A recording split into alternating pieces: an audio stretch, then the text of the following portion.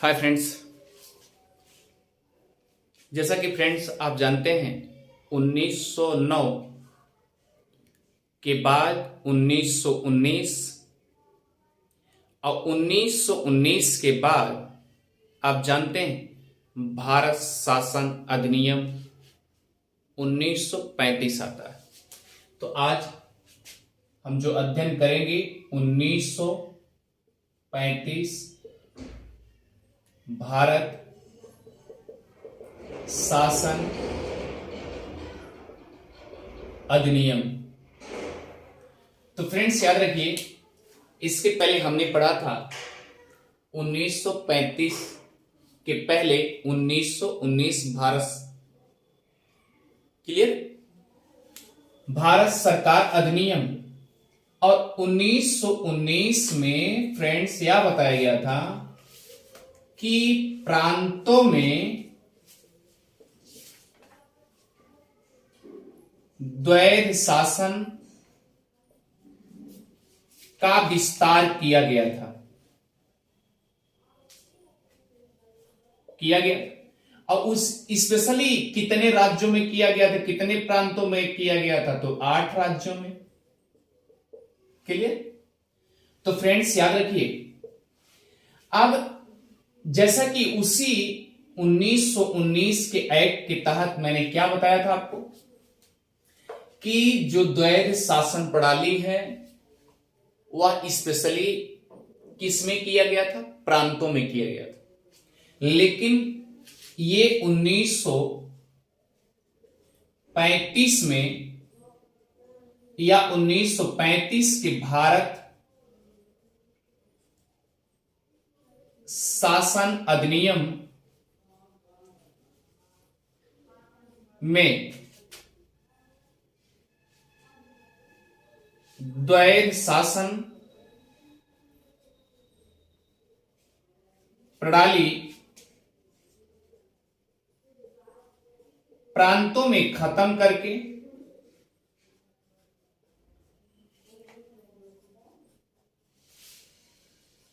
केंद्र में लागू कर दिया गया था। क्लियर।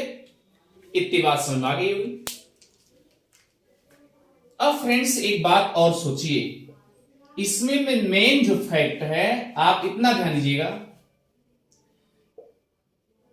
केंद्र में संघीय व्यवस्था लागू की गई। किसके तहत? 1935 के तहत। क्लियर। इसका मतलब भैया कि जब प्रांत से कोई चीज अगर द्वैध शासन प्रणाली को हटा दिया जाएगा तो कहां लागू करेंगे? सेंटर में लागू करेंगे, केंद्र में लागू करेंगे। अब केंद्र में लागू करेंगे तो जो प्रक्रिया आप जानते हैं, प्रांतों में जो भी विषय वस्तु रहा है द्वैध शासन लगाने का प्रांतों में, वही प्रक्रिया सेंटरों में भी लागू कर दिया गया। क्लियर। तो याद रखिए फ्रेंड्स, केंद्र में संघीय व्यवस्था लागू हो गई। इसका मतलब क्या है?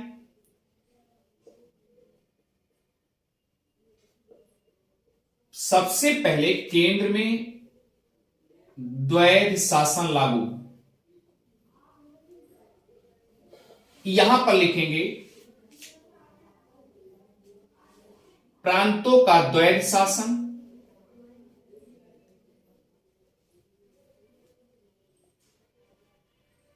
समाप्त करने के बाद 1935 के तहत केंद्र में लागू किया गया। ये पहला फैक्ट। दूसरा फैक्ट ये है, मान लीजिए द्वैध शासन लगा दिए, ठीक है, कोई बात नहीं। लेकिन अब सोचिए कि अगर 1919 के एक्ट के तहत जो द्वैध शासन प्रांतों में लगाया गया था वही 1935 के अधिनियम में केंद्रों में वही विषय वस्तु रखी गई। यानी कि कहने का मतलब द्वैध शासन प्रणाली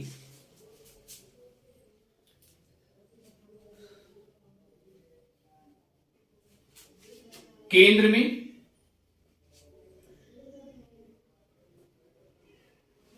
ध्यान दीजिए, केंद्र में वही विषय रखा गया जो 1919 एक्ट के तहत 1919 एक्ट के तहत प्रांतों में रखा गया था।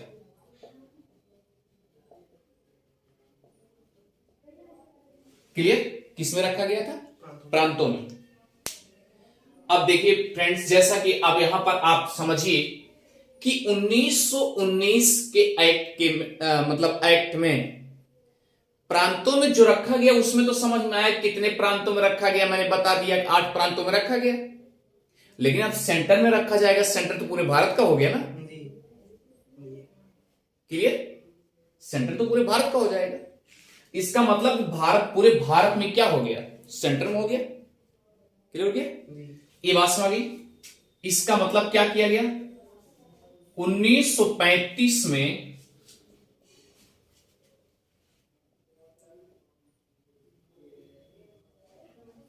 प्रांतों की द्वैध शासन प्रणाली पूरी तरीके से समाप्त कर दी गई, पूरी तरह समाप्त कर दिया गया। अब सवाल उठता है कि अगर प्रांतों में द्वैध शासन समाप्त कर दिया गया तो उसको किसमें रखा गया? ये भी तो उठ सकता है ना भाई, कोई कोई सीमा होगी, कहीं कहीं विषय वस्तु होगी। लेकिन अभी थोड़ा सा मैटर समझिए कि जैसे 1919 के एक्ट के तहत जब प्रांतों में जो विषय रखी गई थी आरक्षित, आरक्षित और क्या रखा गया था? नंबर 1, नंबर 2 क्या था? हाँ, स्थानांतरण, ट्रांसफर, यानी रिजर्व और स्थानांतरण 2 जगह रखी गई। तो स्थानांतरण में क्या क्या था? राजस्व, क्लियर? राजस्व था और क्या था? हाँ, धर्म, जनजाति और क्या था? रक्षा सेवा। क्लियर? ये इतनी बातें रक्षा सेवा दोनों में याद रखिएगा, यानी भाई जो रक्षा करेगा वो सेवा तो करेगा। क्लियर? तो यानी 4 चीजें किसमें रख दी गई? सेंटर में रख दी गई। ये बातें अच्छे से पकड़ में आ गई। मैंने आपसे बताया क्या क्या कि जो विषय वस्तु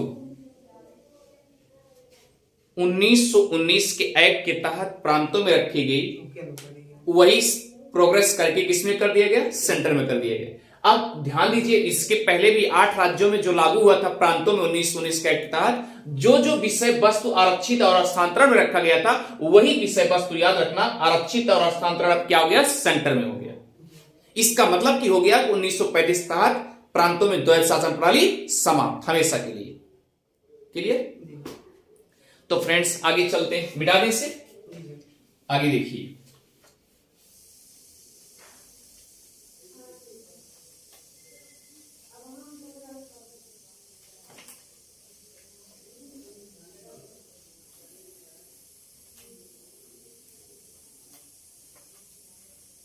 चले अब नोट करिए।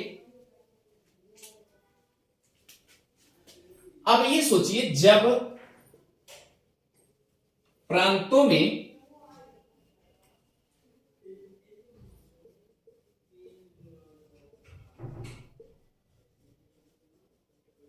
द्वैध शासन प्रणाली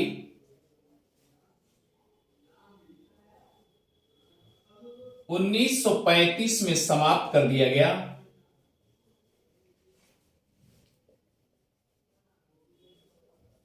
तो ये तो बात समझ में आ गई कि द्वैध प्रणाली किसमें चली गई? सेंटर चली गई। लेकिन अब प्रांत के लिए क्या किया जाएगा?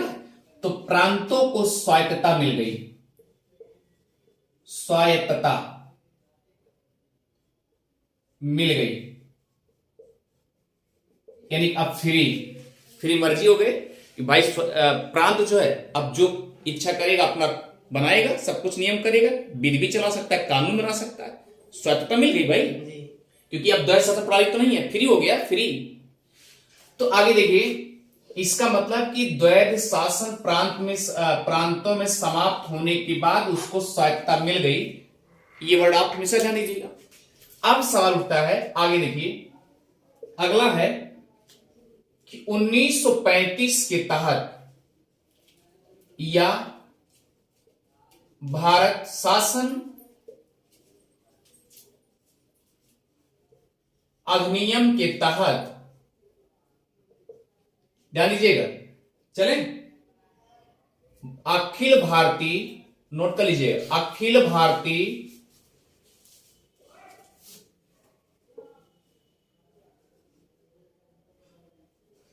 संघ की स्थापना की गई। क्लियर? आगे लिखिए, इसमें 3 भागों में बांटा गया, इसे 3 भागों में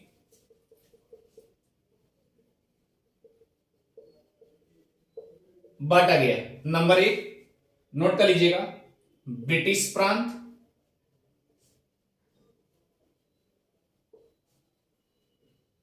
ठीक, ब्रिटिश प्रांतों में, ब्रिटिश प्रांतों का मतलब यह जो ब्रिटिश के कब्जे पहले हो चुके थे। क्लियर? ब्रिटिश प्रांतों में उस समय लिखिए, टोटल 1935 के समय, चले, टोटल 11 प्रांत थे। यहां पर अखिल भारतीय संघ बनाया जा रहा है। कितने प्रांत थे? 11। द्वितीय नंबर पे लिखिए, कमिश्नरी क्षेत्र,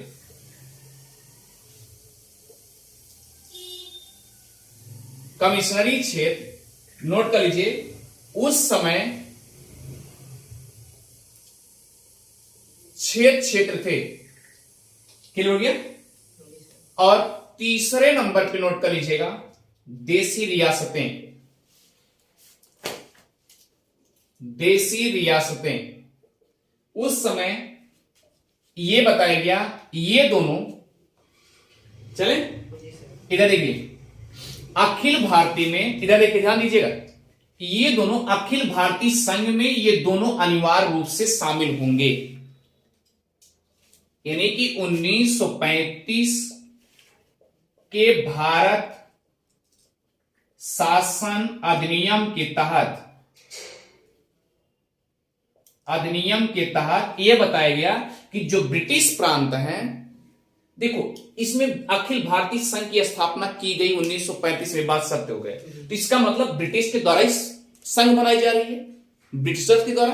अब ब्रिटिश के द्वारा अगर बनाई जा रही है तो ये तो लागू करेंगे भाई। देखिए जो जो हमारे कब्जे में भारत में जो प्रांत बने हैं, तो पहले क्या हुआ, उस समय कितने प्रांत थे? 11 प्रांत थे।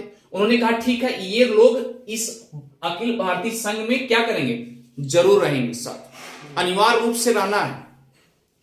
अब ये दोनों हो गए। अब कमिश्नरी क्षेत्र, उस समय 6 क्षेत्र थे। क्लियर हो गया? जैसा कि डीपली पढ़ाया जाएगा। अभी तो 1935 इतने हल्के में है नहीं, 1935 में लगभग समझिए मिनी कॉन्स्टिट्यूशन कह दिया जाए तो कम है। ठीक है, तो फ्रेंड्स याद रखिए, अब देसी रियासत को क्या हो गया, छूट मिल गई। इनकी मर्जी हो, ऐसे नोट कर लो, इनकी मर्जी हो तो ये आ सकते हैं, इनकी मर्जी हो तो ये आ सकते हैं, अदरवाइज जा सकते हैं। चलें, यानी कहने का मतलब ये स्वेच्छा से आ सकते हैं, स्वेच्छा से अखिल भारतीय संघ में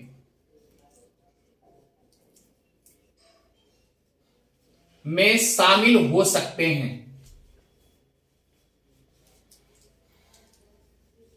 ये किस अधिनियम में हुआ? भारत शासन अधिनियम 1935 के तहत। ये बात सुना गई। हुआ क्या, नोट कर लीजिएगा, हुआ क्या, ये देसी रियासत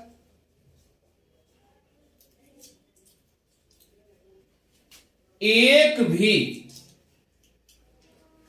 शामिल नहीं हुई। ब्रिटिशर सोचे रहन कि अगर मान ला 1 और 2 जने आ जाए तब वो हमारा हला भला हो जाएगा। लेकिन सोचिए कि ये डायरेक्ट कहा हम भैया अखिल भारतीय संघ में होबे नहीं करेंगे, हम जैबे नहीं करेंगे, शामिल नहीं होंगे। यानी कि ये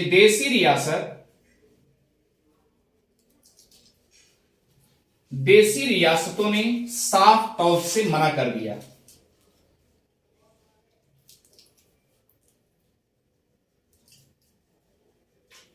साफ तौर से मना कर दिया। आप सोचिए, ये साफ तौर से मना कर दिया, इसका मतलब क्या है? आप सोचिए, ब्रिटिशर की मनोदशा देखिए, वो सोच रहे थे कि ब्रिटिश प्रांत वाले हमारे कब्जा भैये हैं, वो तो भी करेंगे। अब कमिश्नरी क्षेत्र वहां से 6 क्षेत्र हैं, वो भी आएंगे, इनको अनिवार्य कर दिए भाई, वैसे अनिवार्य कर देंगे तो स्वाभाविक सी बात जाएंगे ना। ब्रिटिशर तो जाते ही, इनके जो प्रांत है ये तो जावे करते भाई, उनके रह करके, उनके अंदर रह करके पहले से मुनाफा सब कुछ कमा रहा अच्छा खासा, और उन्हीं के अंदर ब्रिटिशर तो अधिकतर है ही है। ये तो सोच ही रहती है, तो अनिवार्य कर दिया गया, ना अनिवार्य करते तब भी ये जाते, क्योंकि उन्हीं से सब कुछ चल रहा है ना, तो ये स्वाभाविक बात हो जाते। लेकिन इसमें हुआ क्या, कमिश्नरी क्षेत्र वालों को भी इन दोनों बता दिए भैया देखिए, दोनों इस प्रांतों से, दोनों क्षेत्रों से, यानी ब्रिटिश प्रांतों में और कमिश्नरी क्षेत्रों में, इन दोनों से हमको क्या करना है, अनिवार्य रूप से भाग लेना है अखिल भारतीय संघ में। ये बात सत्य हो गई। अब हुआ क्या, देसी रियासत वाले छोड़ बोले, अगर ये इत्तेफाक से अपना दिमाग लगाइए, अगर देसी रियासत उस समय उस भाग में ना बना होता तो शायद तो ये तो अनिवार्य थे, या ये तीनों को अनिवार्य कर दिए होते, तब तो अखिल भारतीय संघ बन जाता ना। लेकिन अगर ये ना होता तब भी बन जाता। क्यों? क्योंकि 2 को बोल दिया, इसको स्वेच्छा दे दिए, भैया तुम्हारा मर्जी हो, तुम भी आ जाओ। अब ये बेचारे डायरेक्ट मना कर दिए कि हम आपकी अखिल भारतीय संघ में नहीं जाएंगे। और जब अखिल भारतीय संघ नहीं जाएंगे तो ये क्या होगा, अखिल भारतीय संघ बन पाएगा? नहीं बन पाएगा। और ये सोच रहे थे ये दोनों हम तो कहीं जबरदस्ती कर ही लिए हैं, और ये बचा हुआ है, इसकी मर्जी है, और सब देखी देखा पाप, देखी देखा पुण्य, ये भी कूद पड़ेंगे देसी रियासत वाले। इसलिए क्या हुआ, एक डायरेक्ट मना कर दिया भैया नहीं जाएंगे, और नहीं जाएंगे तो अखिल भारतीय संघ नहीं बन पाएगा। नोट कर लीजिए।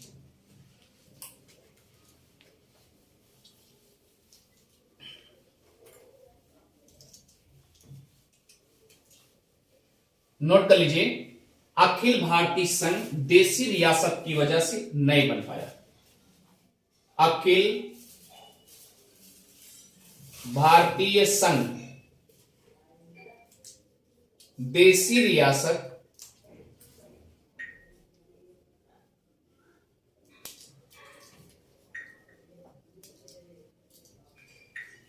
रियासत शामिल ना होने के कारण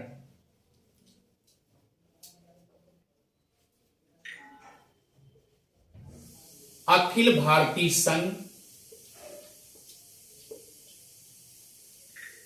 नहीं बन पाया।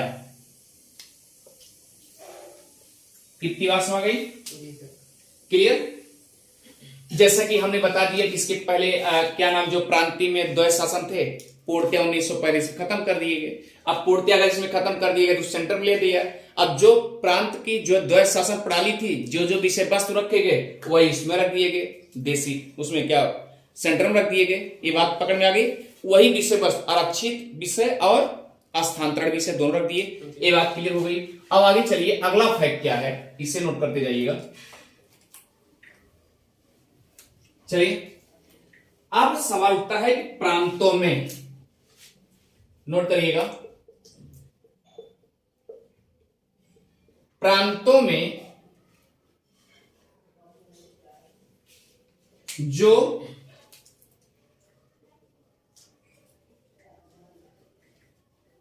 द्वैत शासन प्रणाली खत्म करने के बाद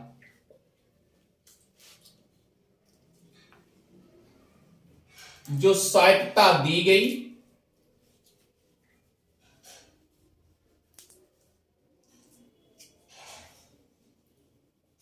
वह इस शर्त पे दी गई, वह इस शर्त पे दी गई कि जो प्रांतीय विषय है,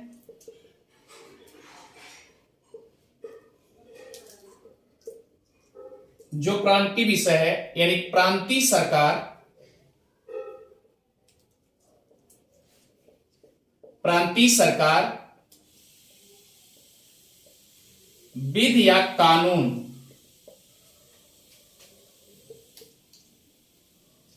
बना सकती है जिस पर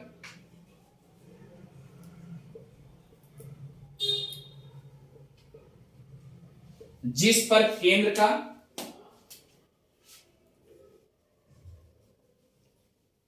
कोई हस्तक्षेप नहीं होगा। अब बात पकड़ में आई? इधर देखिए, क्योंकि केंद्र पर तो वायसराय बैठा हुआ है ना जी। इसका मतलब अब डायरेक्ट किस पे होगा कंट्रोल? ब्रिटिश ताज का। समझिए कितना बड़ा पॉइंट गेम खेल रहा है। यानी जो प्रांतीय सरकार है वह विधि या कानून तो बना सकती है जिसपे क्या होगा? सेंटर का, जिस पर केंद्र का, यहां लीजिए केंद्र का कोई हस्तक्षेप नहीं होगा। यानी केंद्र उस पर वायसराय बिल्कुल कुछ नहीं, दखलंदाजी नहीं दे सकता। इसका मतलब जो कुछ करेगा सीधा ब्रिटिश ताज से। बात पकड़िए, आगे लिखिए। अगला फैक्ट क्या है, नोट करिएगा। जो प्रांतीय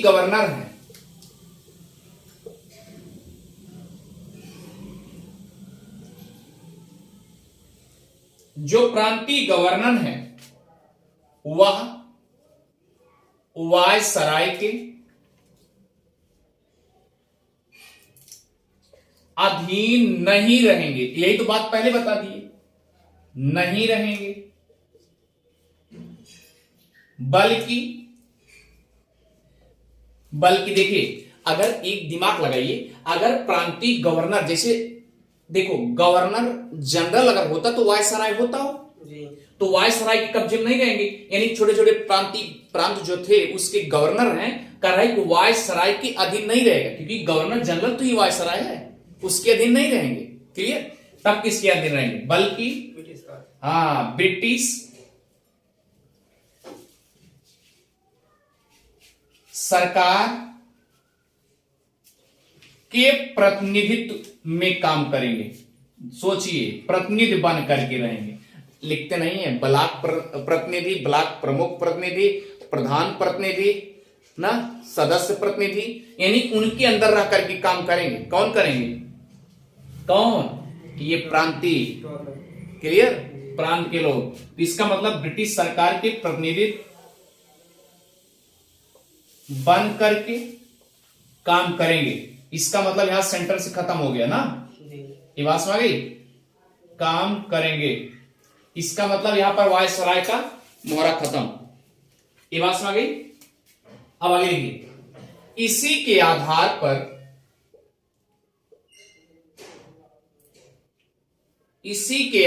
पर क्या किया गया? चुनाव हुआ या चुनाव कराए जाएंगे।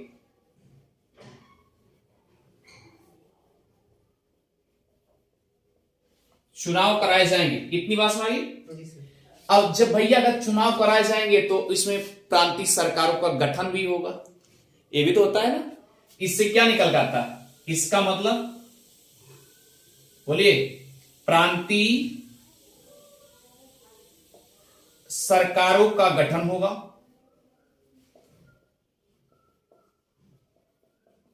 क्लियर? इतनी बात समझ गई? आगे चलिए, मिटा दें। अब देखिए, अब यहां इतनी बात समझ में आ गई कि कैसे कैसे होगा ना। वो भी किसके माध्यम से? 1935 भारत शासन अधिनियम के तहत।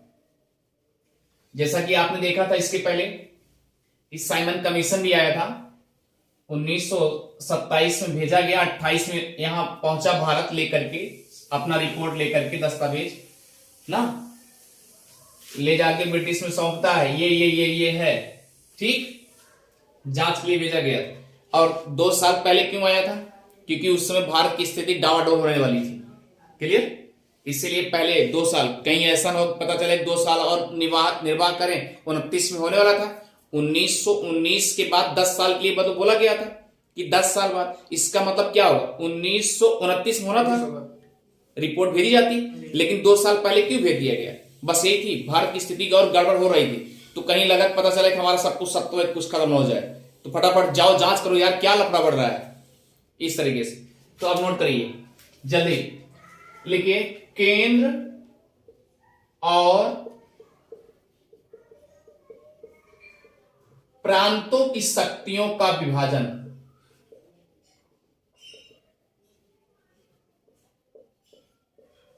विभाजन कर दिया गया क्योंकि भाई अब सेंटर दखलंदाजी नहीं देगा।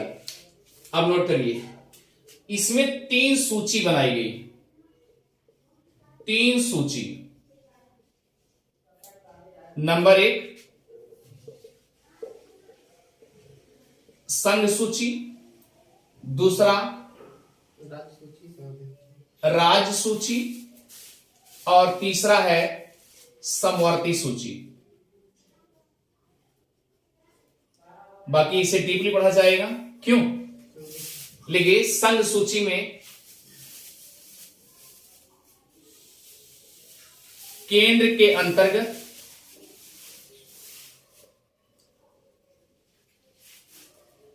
नियम बनाए जाएंगे और क्रियाकलाप भी होंगे, क्लियर? और राज्य सूची में राज्य के द्वारा और समवर्ती में केंद्र और राज्य दोनों।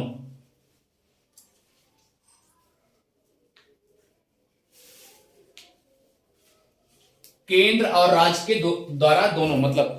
और सुनिए और लिखिए, इन तीनों सूची के अलावा, इन तीनों सूची के अलावा, चलें लिखिए अलावा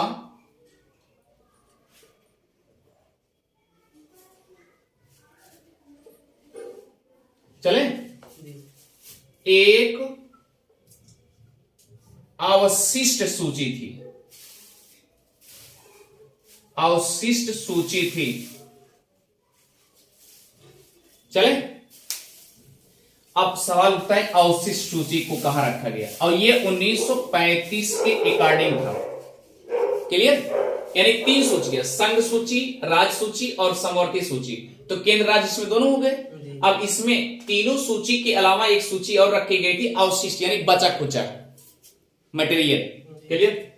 तो 1935 के अकॉर्डिंग रखा गया, और यह रखा गया उस समय, याद होगा वहां सेंटर और ये सब केंद्र और राज्य और ये सब कुछ बातें नहीं है, सीधा क्या रख दिया गया था, खाली नामजद कर दिया गया था कि ये वायसराय केवल देखेंगे, वायसराय के अंतर्गत होगी। वहां मतलब किसी का और नाम नहीं था, केंद्र रहेगा, राज्य में रहेगा, केंद्र सरकार राज्य में रहेगा, ये सब कुछ नहीं था, बस केवल था कि वायसराय के अंतर्गत, ये वर्ड था, क्लियर? आगे चलिए, मिटा दें इसे। अब लिखिए 1935 के अंतर्गत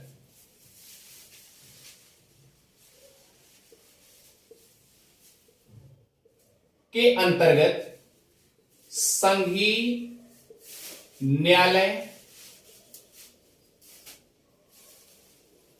की स्थापना की गई, वह भी दिल्ली,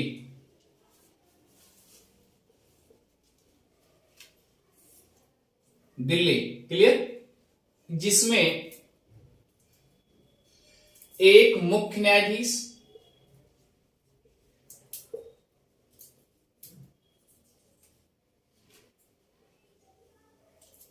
एक मुख्य न्यायाधीश और 6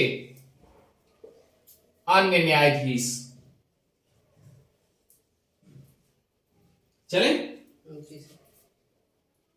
अन्य न्यायाधीश। और याद रखिए उस समय दिल्ली वाले मुख्य न्यायाधीश, सबसे पहले याद रखिएगा सर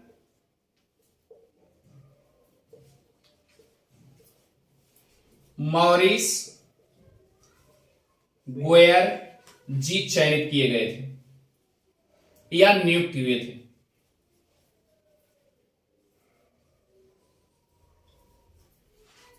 कौन थे? सर मॉरिस गोयर, क्लियर हो गया? इनको न्यायाधीश के रूप में नियुक्त किया गया। अच्छा, अब देखिए जो भारत परिषद था, क्लियर? नोट कर दे जाइएगा, जो भारत परिषद था वह 1935 में पूर्णतया समाप्त कर दिया गया। और याद होगा जब भारत परिषद बना था, क्लियर। और आपको यह भी याद होगा कि जब, ध्यान दीजिएगा, दो संस्थाओं को खत्म करके गृह सरकार बनाया गया था, उसमें एक राज सचिव नियुक्त किए गए थे। तो याद रखिएगा, राज सचिव यानी सचिव का पोस्ट, सचिव का पद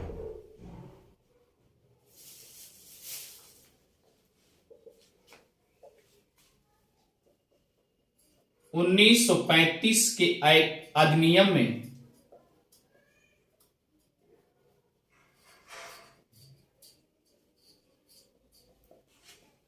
बना रहा।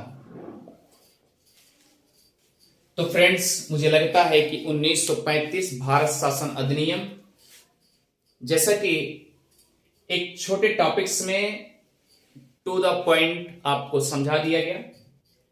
अब हम अगली कड़ी में भारत के संविधान में, अब जो अगली क्लास होगी, यानी भारत संविधान कैसे बना, कैसे कैसे मीटिंग हुई, कैसे कैसे सभाएं जुटी, यानी सभा में क्या क्या बातें हुई, क्या क्या वर्ड डाले गए, ये सब अगली क्लास में बहुत विस्तृत ढंग से आपको समझा दिया जाएगा।